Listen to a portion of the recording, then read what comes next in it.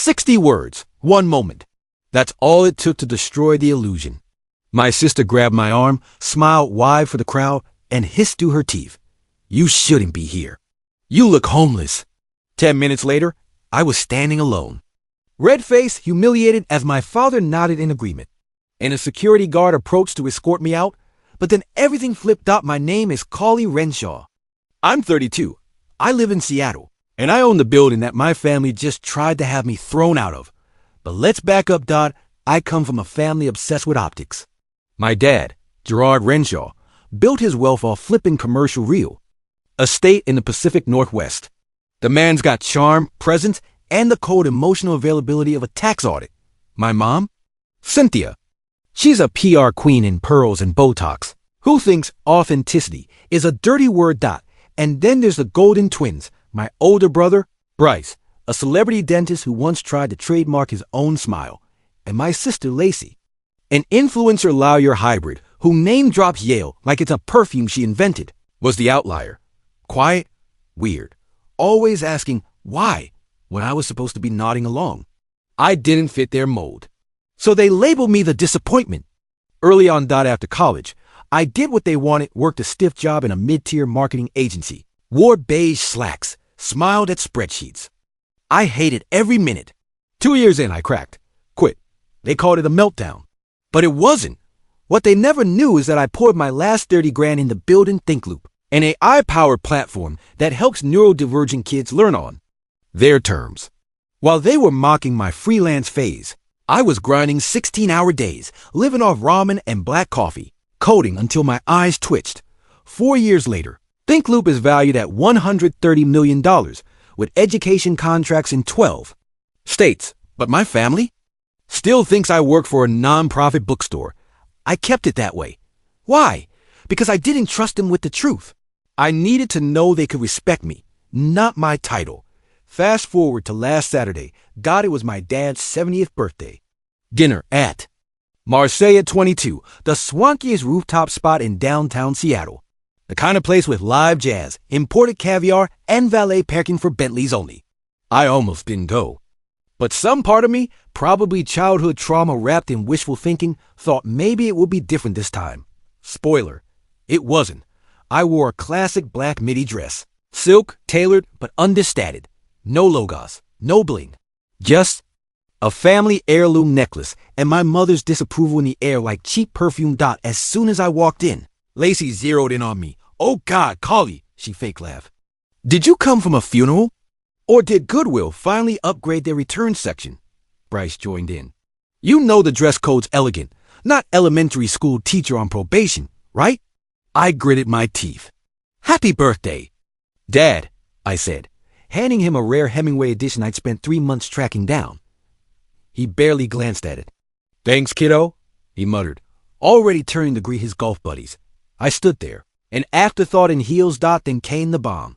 Lacey pulled me aside as we were about to enter the private dining room. Listen, she said with a saccharine smile. This dinner's for important people. Dad's clients are here. Maybe hang back at the bar, yeah? You know, less awkward for everyone. I stared at her. Are you actually telling me not to come in? She smirked. Do you even belong in a place like this? Bryce added with a grin. I mean, unless you're waitressing tonight, sis. Then Mom appeared, smiled politely, whispered, just for tonight, sweetie. Let your father have his moment. And just like that, I was being pushed away, exiled. I turned shaking and walked toward the lobby. And that's when the security guard approached. But instead of escorting me out, he stopped, eyes wide. Miss Renshaw? He asked. Ma'am, CEO? Heads turned. I blinked. Yes? He nodded. Apologies. Your private suite is ready. Would you like your usual wine pairing? Sent up? The silence behind me was deafening. Dead silence. My mother's mouth hung open, her carefully glossed lips twitching like a malfunctioning mask. Bryce blinked slowly, like his brain had hit a firewall. Lacey just froze. And me? I smiled. I'll join him shortly, I told her. Security guard calmly. Tell Jacques I'll have the usual Bordeaux. He nodded with a little bow and vanished through the velvet curtains. I turned back to my family, the ones who tried to exile me like I was a stain on their dinner plans. Their expressions? Priceless. Like rich kids discovering the maid owns the mansion. Lacey stammered first. What ... What the hell was that? Nothing important, I shrugged. Just the staff recognizing me. Mom stepped in like a malfunctioning diplomat. Why would he call you CEO? Is that some ... inside joke? I met her eyes, steady, cold, no joke. Behind me, the restaurant doors swung open again. This time, it was Jacques himself, Marseille's world-renowned sommelier and part owner. The man who once served Beyoncé a $14,000 bottle of wine without blinking. Miss Renshaw, he said, sweeping over like a silk tornado. We didn't know you were joining us tonight. Shall I prepare your table on the sky deck? More gasps. Heads turned. Diners whispered. I raised an eyebrow. Actually, I'm here for my father's birthday. He looked toward the private room, where the rest of the guests had vanished. I see ... family. That word. It stung. They weren't expecting me, I said evenly. But apparently you were, he smiled warmly, always. He turned to my mother.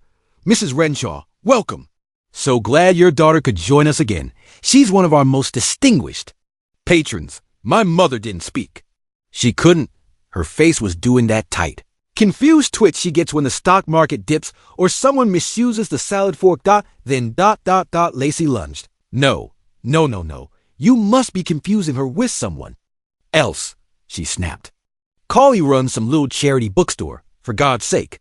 She doesn't belong in this place. Jacques turned slowly. His smile never wavered. I assure you, Miss Renshaw, this Collie is the majority shareholder of Marseille 22's parent company and our top investor. Lacey made a choking noise. Bryce finally caught up.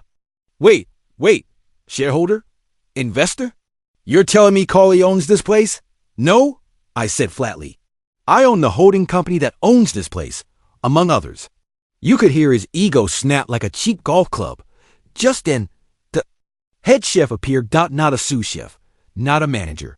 The head chef, Maxime Leroux, Michelin-starred culinary legend and personal friend. He bowed slightly. Madame Renshaw, shall I prepare your truffle halibut again? Or would you prefer something new from the tasting menu? I heard Lacey mutter, what the actual fe? I smiled at Maxime. Surprised me.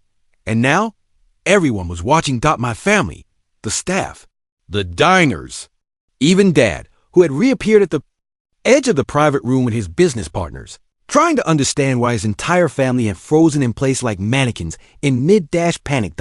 He looked at me. He looked at Jacques, then at the chef, then back at me. And finally he spoke. Collie, he said slowly, carefully. What the hell is going on? Oh, Dad, you're late to your own party. And to the truth, I came for dinner, I said. But apparently I wasn't dressed for the occasion. Bryce laughed awkwardly. Come on, Cal. You could have told us. We wouldn't have. Wouldn't have what? I snapped, voice sharp. Humiliated me in front of strangers? Told the hostess I don't belong. Tried to physically block me from the room. The color drained from my mom's face. We didn't mean, oh, save it, Mom. I cut her off. You wanted me gone. Admit it. Lacey crossed her arms. You lied to us for years. No, I said. I just stopped explaining myself to people who never listened. A pause. Then Dad spoke again. Why didn't you tell me about this company? About all this? I turned slowly. You wouldn't have cared. Not unless I showed up in a designer dress and dropped 6 figures on wine. He flinched. Actual flinch. The silence between us was louder than any insult. And then boom, another twist. A camera flash. 2 tables over. A woman lowered her phone. Holy crap, she whispered to her date. That's Collie Renshaw, the Think Loop woman. She's on Forbes' list. Everyone in earshot turned. Conversations halted. And then like wildfire, phones came out. I could see people pulling up Google. My face, my name, my net worth, my company's mission, all of it. In real time, Lacey turned pale. Bryce whispered something about a PR disaster. And Dad? He just stared. Come on, I said. Let's not keep your birthday guests waiting. Then I turned, heels clicking, on marble and walked past them, straight into the private room. With them trailing awkwardly behind me. As I stepped into the private dining room, the atmosphere shifted like someone had sucked all the oxygen out. Every guest, executives, lawyers, real estate tycoons, turned their heads to stare. Not at my father. Not at Lacey. Not even at. The birthday cake dotted me. I walked with steady steps and zero apology. Jack pulled out the head seat. Not for my father. For me, Miss Renshaw, he said smoothly. We've moved your father one seat over. I assume you prefer the center. The symbolism wasn't lost on anyone. I sat and suddenly, the golden twins, the perfect parents, and their status-obsessed friends didn't know what to do. Lacey hesitated near the table, visibly calculating whether sitting next to me would raise her social equity or confirm how bad she'd just messed up. Bryce moved like a broken Roomba, hovering behind a chair but not committing. Dad walked in last. His smile, usually confident, charismatic, perfectly measured, had cracked into something uncertain. Uneven. He took the seat beside me. Not out of honor, out of necessity. Jacques poured the wine. Maxime brought out amuse-bouches. A toast was proposed. Not by my father. By the CFO of one of the biggest educational startups on the West Coast. Someone I'd mentored 2 years ago. To the woman changing the world and making us all feel like underachievers. Cheers to Carly Renshaw. The glasses clinked. I watched my father freeze. It was his birthday. But I was the name in every whisper. The food came. Course after course. Grilled lobster, lamb medallions, hand-rolled saffron pasta. The servers knew exactly what I liked. They didn't ask. They served. My family was unraveling. Lacey tried to start small talk. So, think loop. You do tutoring. Apps or, I didn't even turn my head. AI learning systems. Built for non-traditional minds. We've increased test scores by 40% in inner-city districts. Oh, cool. Her voice was brittle. Almost fake-friendly. Bryce jumped in. Hey, I've got this influencer client who does educational toys. Maybe we should connect? I blinked.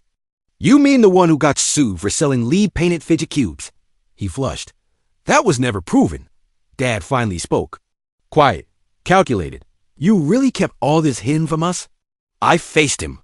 No, Dad. I just stopped correcting your assumptions. Silence. The kind that burns. He took a deep breath. You could have told me. I would have supported. Would you? I interrupted. Last time we talked about my career, you asked if I needed help paying rent.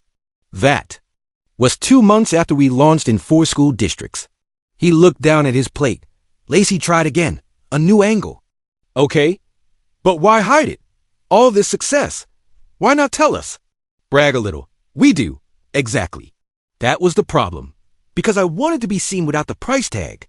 I needed to know if I mattered to you without a bank statement. They didn't answer. Not because they disagreed, but because deep down, they knew I was right. Then came the craziest moment of the night. A commotion outside. Raised voices. Confused staff. The doors burst open. A journalist. Microphone. Cameraman. Miss Renshaw, we heard you were here tonight. Can we ask about your partnership with the Department of Education? Lacey gasped. Wait, what? Dad stood up. This is a private. It's fine, I said, cutting him off. I stood, faced the camera and gave a 10-second statement that went viral by morning. We're launching a pilot program in 5 major cities. It'll give underfunded schools access to AI-powered individualized learning tools. Every kid deserves a fair shot, no matter their zip code. Applause from the business guests, from the kitchen staff, even from the damn violinist playing near the wall. My family? Shocked. The reporter left. I sat back down, calm, in control. Lacey stared at me like I was a stranger. You're famous now? I shrugged. Not famous, just effective. Bryce leaned over. Is that why you still live in that apartment? Drive that Honda. Because I don't need the cosplay wealth to feel important. I said .oof. Direct hit. Dinner continued, but the mood had shifted. The power dynamic had flipped so hard it left whiplash. By dessert, guests were crowding me with questions. My family had become the side characters in their own party. And as the cake rolled in, all candles, gold leaf and drama, my father whispered, I don't know if I should feel proud or ashamed. I looked him dead in the eye. Both. My father stared at the cake like it was a ticking bomb, 70 gold candles, a crystallized sugar G on top, a custom chant of happy birthday that sounded more like a eulogy for his ego. He blew them out, but it felt like I was the one who just made a wish, and it was coming true in slow motion. The guests clapped. Someone from the Department of Commerce shook my hand. Lacey's husband, who hadn't spoken all night, suddenly asked for my LinkedIn. My mother dabbed, her mouth in avoided eye contact, like I was a scandalous news story. And then the dinner ended. Except the evening wasn't over. "Callie," Dad said quietly, "step outside with me." We walked onto the rooftop balcony. The air was cooler now, crisp. Real dots so unlike the artificial warmth of our family dynamic. He leaned on the railing. Silent for a moment. "I'm trying to process all this," he finally muttered. "You being ... this. This?" I echoed. He shook his head. "A leader, a success, bigger than I ever imagined." "Why does it shock you so much?" I asked. He didn't answer directly. Instead, he confessed. "I always thought you were wasting your potential. All those years. Bookstore jobs, odd hours, no flashy clothes. I thought you quit on yourself. On ambition, I clenched my jaw. You thought I quit on your definition of ambition." His gaze turned. "You think I'm shallow." I laughed bitterly. "I think you taught us that worth has a price tag. You made us compete for affection like it was stock options." He didn't flinch. He nodded. "I did," he admitted. "Because I grew up dirt poor, Callie. I swore my kids would never know what it felt like to watch your mom cry because the rent's overdue." My voice softened. "But you replaced poverty with pressure. We still felt small, just in different ways." He exhaled, deep, heavy. "Tell me the truth," he said. "Why didn't you tell us about Think Loop? Not once." I hesitated. Then gave it to him raw. "Because you don't celebrate things you can't understand.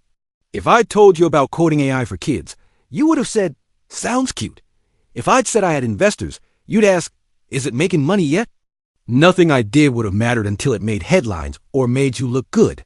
His face fell, but he didn't argue. And then he surprised me. "I want to make it right."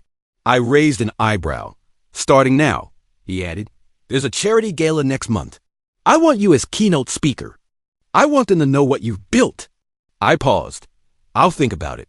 As we walked back inside, my phone buzzed. 10 missed texts from Melissa, my best friend and cool Melissa. "You're trending on X, your quote went viral."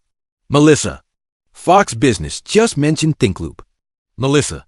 "Your family's probably freaking out, huh?" I smiled. "Oh, if only she knew." Back in the dining room, I saw Lacey alone by the fireplace, staring blankly into a half-finished glass of Rossi Acute. I approached. "Rough night?" I asked casually. She blinked up at me. Her face looked ... lost. "I've spent my entire life trying to win a game that doesn't exist," she murmured. "Mom's approval, Dad's attention, Bryce's shadow.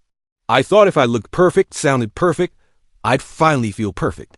I sat beside her. "And? I feel fake, hollow." It was the first honest thing she'd said to me in years. She laughed suddenly. Not happy. More like a glitch in her brain.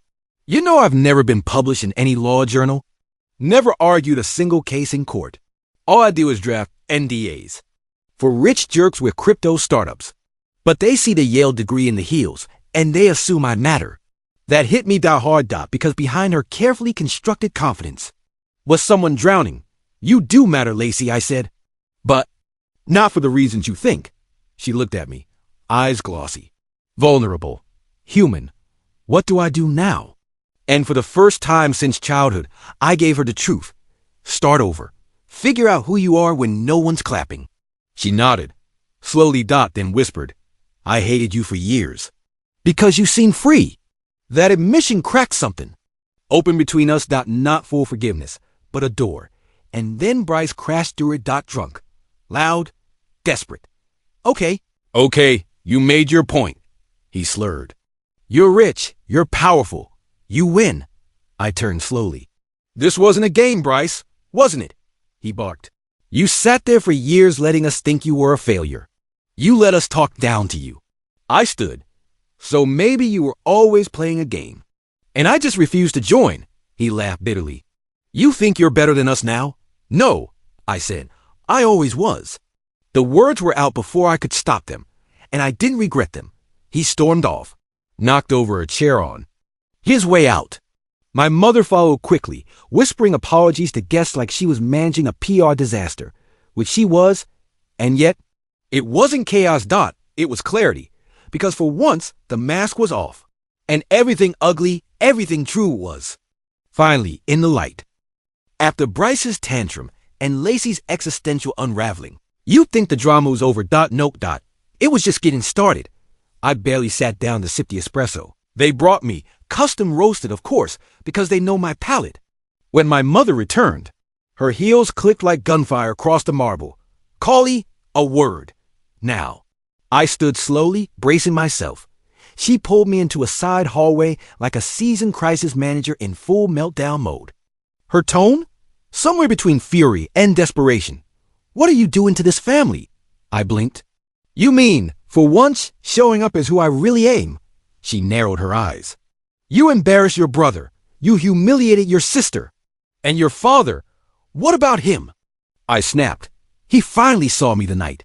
That's more than I've gotten in a decade. She folded her arms. You had no right to spring this on us. We didn't even know who you were anymore. I laughed. Bitter, sharp. Exactly. You never tried to know me. You tried to mold me. We were trying to help you. No, I said, voice rising. You were trying to fix me. And you didn't even know what was broken. She recoiled like I slapped her. And for a second, I saw it. Not the perfectly preserved woman with $700 facials and a permanent smile, but a mom. A scared, rigid woman who built walls of money and expectation because she never learned how to love without conditions. Her voice softened. You were always so different. You didn't care about appearances. You didn't follow the plan because your plan wasn't mine. She looked away. I didn't know how to love that, she whispered. Something I couldn't control. Boom. Truth grenade. I didn't speak. Not yet. I let her sit in the silence. Then she said the one thing I never expected. I was wrong. I blinked. What? You weren't the failure, she said, almost choking on the words. I was. I was too afraid to see you. My throat tightened. I wanted to scream. I wanted to cry. I wanted to demand, where was this 10 years ago? When I dropped out? When you said I was wasting my life, but instead, I nodded, because pain doesn't erase in a single sentence. But honesty? It cracks the door. Then the hallway lights flickered and chaos re-entered. A waitress rushed over, eyes wide. Miss Renshaw, I'm so sorry. You need to see this. What happened? She didn't answer, just motioned frantically toward the dining room. I ran and walked straight into a full-blown confrontation.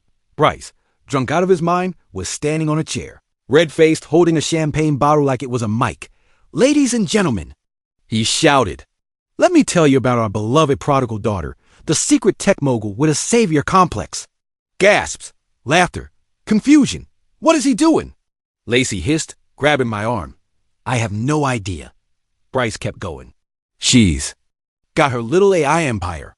She's saving underprivileged kids while ignoring her own family. Isn't that adorable? I stepped forward. Bryce, sit down. He laughed. Oh, now you want to manage the room? Play boss lady? You've always wanted control.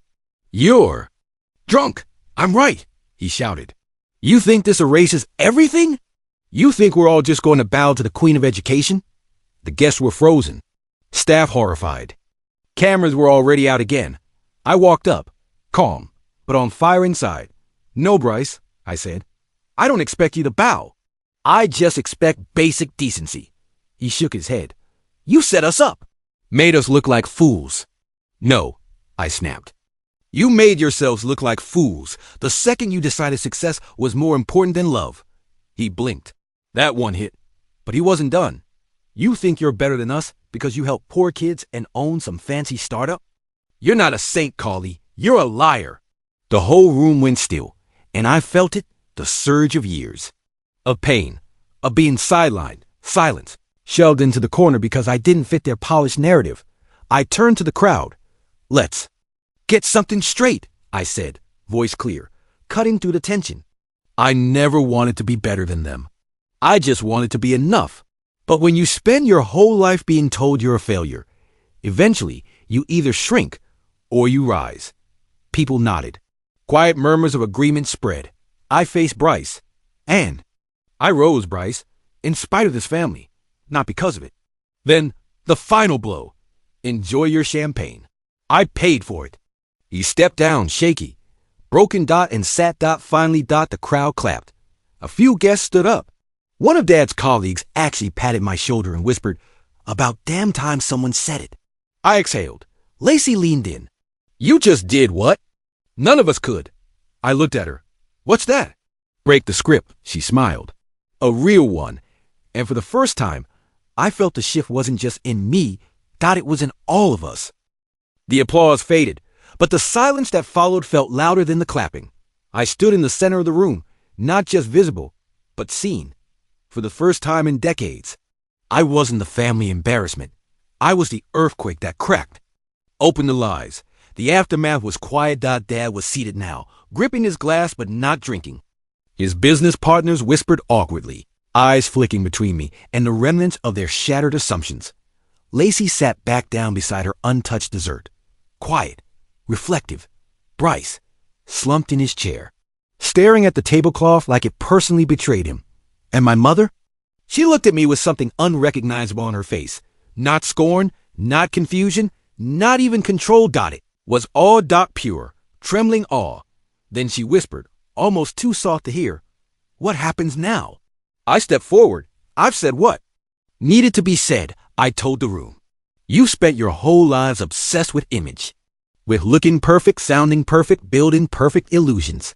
I paused. My voice dropped lower. "Well, tonight, I burned it all down." Gasps rippled. "But it's not revenge," I continued. "This isn't about winning. It's about finally ending something." Lacey looked up. "Ending?" Dad sat forward. "You mean leaving?" I nodded. "Yes, I'm done." "Mom's?" Voice cracked. "With us?" "With this version of us," I said. "The one that only calls when it needs bragging rights. The one that pretends love equals status. The one that saw me as nothing until strangers clapped for me." Tears welled up, and for once, I didn't blink them back. "I wanted a family," I said. "I got an audience." Lacey covered her mouth. Bryce said nothing. For once, he couldn't. Then I dropped the final card. "I'm donating half of my shares in Think Loop to a new initiative." Eyes widened. Dad's breath hitched. "It's called Project Reset, and it'll build resource hubs for kids from families like ours, wealthy, high-achieving, status-driven homes, where mental health is the casualty of perfection." "You can't be serious," my mother whispered. "Oh, I am," I said. "Because kids like me don't just exist in poor neighborhoods. Some of us grew up in glass castles and bled in silence." The room was still. Too still. So I kept going. "In the gala you mentioned, Dad, I won't be speaking." His face dropped. "Why?" "Because I'm done performing for applause that doesn't come from the heart." I turned to walk away, but just before reaching the doors I paused. "Look back, and drop the final grenade. You made me feel small my whole life." They all looked up. Now watch me walk away 10 feet tall. Boom. Silence. I walked out. Past the violinist, who nodded solemnly. Past Jack, who whispered, "You were magnificent." Past the elevator. And straight to the stairs. Wanted to feel every step, the cool steel under my palm, the weight in my chest. Getting lighter. By the time I reached the street, I was laughing. Not because it was funny, because I was free. My phone buzzed. A text from Melissa. "Melissa, that was savage. You okay?" "Me? More than okay. Finally real." And then, a surprise. Another message popped up. "Dad, I watched you walk away tonight and realize you don't need us. But maybe we need you. If there's ever a chance to earn a second chance, I'd like to try." I stared at the message. My heart didn't leap. It just settled. And that was the win. Not the status, not the revenge, not even the viral moment. The peace, the finally knowing. I didn't need their validation to matter, because I was never less than. I was just too much for a family too small to see me. Until now. So I walked home. No limo, no paparazzi. Just me. Me. and the quiet power of a woman who no longer apologizes for being exactly who she is. Have you ever had to burn the bridge just to build yourself?